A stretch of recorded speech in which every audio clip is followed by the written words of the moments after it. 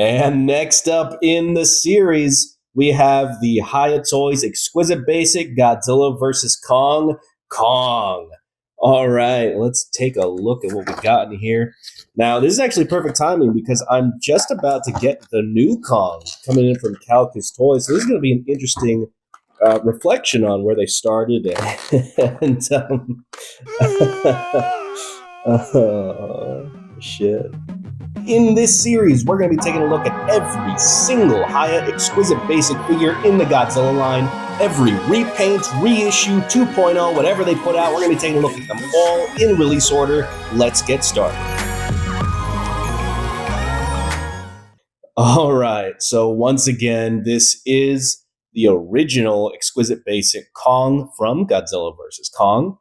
Now, this is what you're getting out of the box, and honestly, this is a pretty impressive assortment of accessories. Unlike Godzilla, who came with nothing, Kong comes with 3 different heads. So you have the standard closed mouth, stoic head. You have a snarling head and a roaring head. He does come with his axe, and he comes with 4 pairs of hands, which is pretty neat. Comes with a pair of open palm hands. This is what you get default out of the box. He comes with a pair of monkey knuckle hands, a pair of fists, and a pair of axe-wielding hands. Now, right off the bat, this is yet another beautifully detailed and painted figure from Hiya Toys. While I do have some issues with this figure that we'll get into later, looks-wise, this is a pretty good-looking figure. Taking a look at the head, the face details are really nice. The eyes are, once again, beautifully painted. For such a small canvas, it's honestly quite impressive that they're able to get 2 different color tones without any spillage. Now, unfortunately, I will say that, at least on my copy, the eyes on the other 2 heads, while there is similarly no spillage of the paint, the actual eyes themselves do look, shall we say, a little little derpy.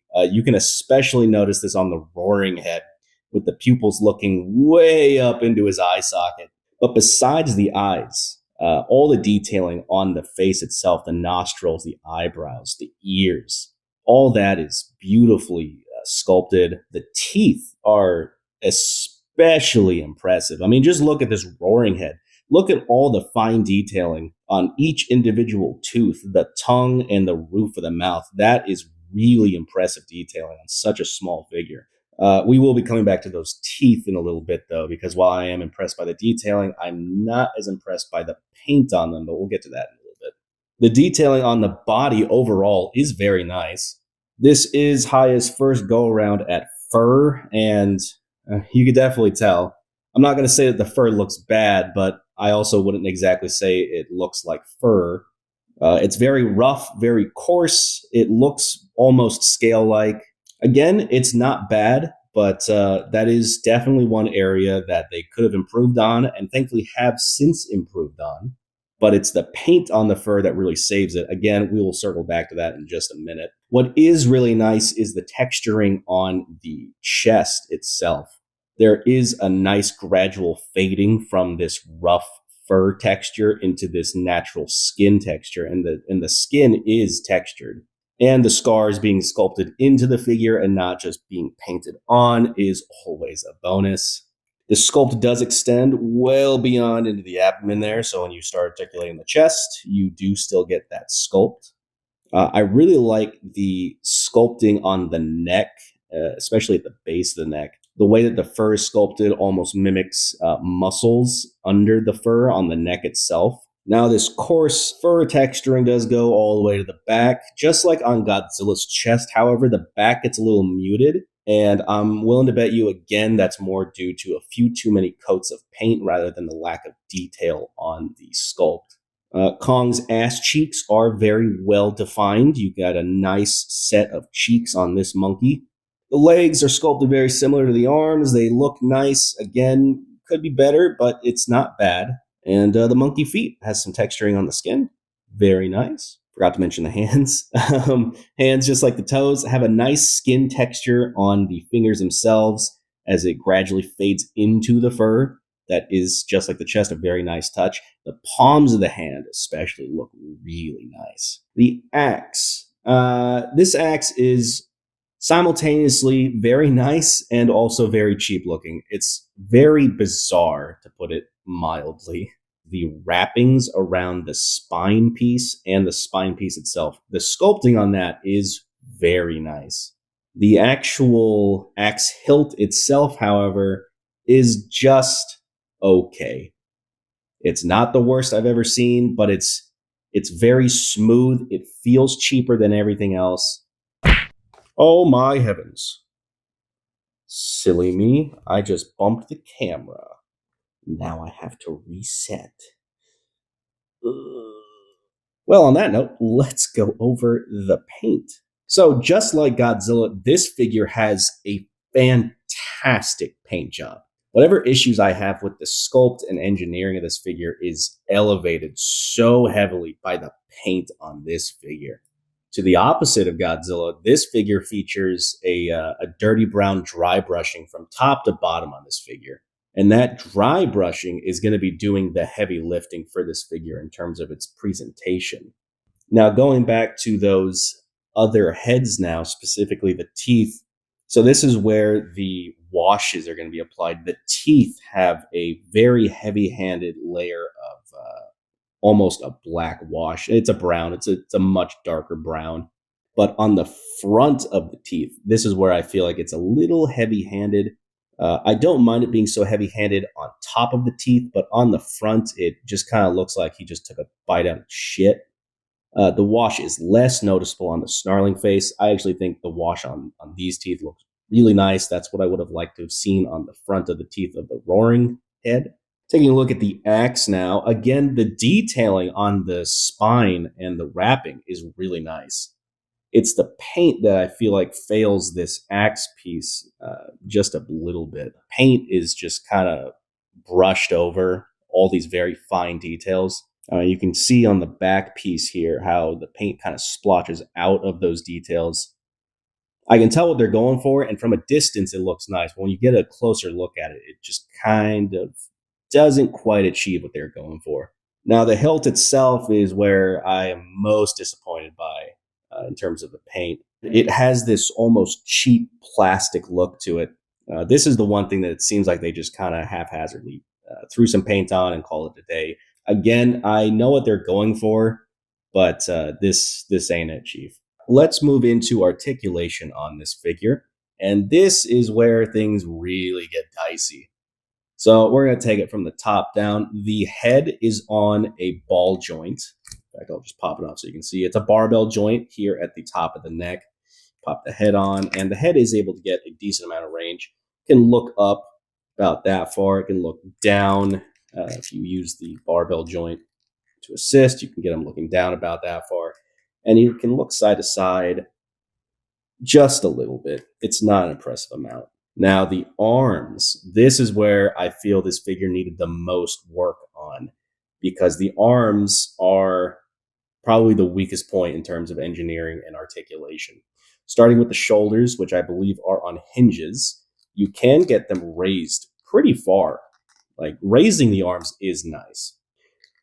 Bringing the arms back down, however, is rough. So if you straighten out the arms, that is the most you're going to be able to get the arms sitting against his side.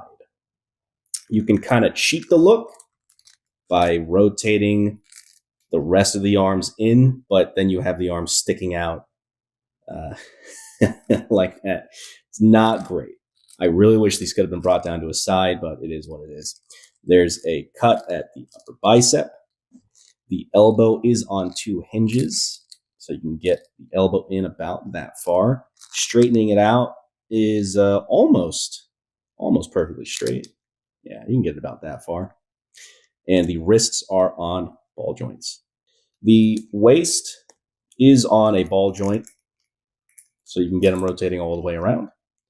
Doesn't get much of an ab crunch, unfortunately, due to the sculpt. So you can get them arch forward that much.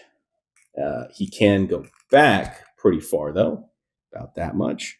The thighs are on ball joints, but they're on this weird ball joint with a cut in it.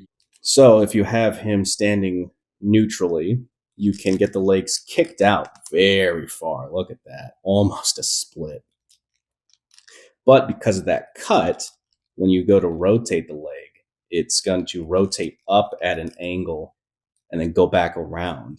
And then twisting it back around is going to be at an angle and it's going to collide with his ass. So you can get the legs all the way around, but it's going to be at weird angles the whole way through. The knees are going to be on double hinges. And then the feet are, again, going to be on ball joints, just like Godzilla. You can get a good rock out of it, but going back is basically impossible, and you can get a little bit going forward. Now, let's talk about some of these extra hands. Now, as mentioned, he does come with a pair of fists, which you can attach by just popping off the old hands off and popping on these ones. They're all on ball joints. It's very easy. The fists do look nice, and for as limited as the arms are, if you play around with them just enough, you can actually get some pretty dynamic poses with the fists. Here he is with the walking hands. Let me see if I can do my best four-legged walking stance with them on. But again, because of these shoulder pieces, you can't bring the arms down far enough. So you kind of have to position the elbows in a way where they kind of get the job done for you. And that is kind of the best you can do with this figure in terms of a traditional King Kong walking pose. Now, as for the axe holding hand, again, you have to split the axe in half and slide the hilt up through the gripping fist. Then you can reattach the axe, and there you go. You have Kong with his axe. Now, unfortunately, due to how limited these shoulders are, you cannot get Kong to dual wield his axe. His arms just don't have the range for that, which is pretty unfortunate. Now, Kong is going to stand at about 6.5 inches tall. Unlike Godzilla, you can't really straighten him out to get him any taller than that. That's about where he's going to be standing. You can get him a little smaller, of course, if you bend his knees out or get him in a walking pose, but 6.5 inches is just where this figure is going to stand most of the time. And speaking of Godzilla, here Kong is next to Godzilla. This is, of course, the previous video, the original Godzilla vs. Kong Godzilla figure. And wow, these two do look really good together. Now, what is a monkey without a banana for scale? Now, in the last video, I did bring out an SH Monster Arts Godzilla to compare to Hiya's Godzilla. And this time, I'm going to do the same thing, except I'm going to bring out the SH Monster Arts Monkey. Now, this is actually a very interesting comparison. I'm not going to spend too long on this because I don't want to turn this into a video about the SH Monster Arts Kong. I can do that some other time, I suppose. But this really does highlight what I was talking about with the arms. The detailing and the paint, I think Hiya knocked it out of the park on, but the engineering left a lot to be desired, especially in the arms. What the SH Monster Arts Kong can do with the shoulders, being able to bring the arms down, does so much for the expressiveness of that figure. And on the Hiya figure, it just kind of limits what you can do with this particular figure. So, final thoughts. Again, I've been harping on things like the engineering and the detailing of the fur. I don't hate this figure. I think this was a really good first attempt from Hiya. There are just things that I feel like they could have done better, and thankfully since have done better. It's a good-looking Kong, but I don't think it's a great-looking Kong. So now for the big question. Is this figure still worth it today for a new collector?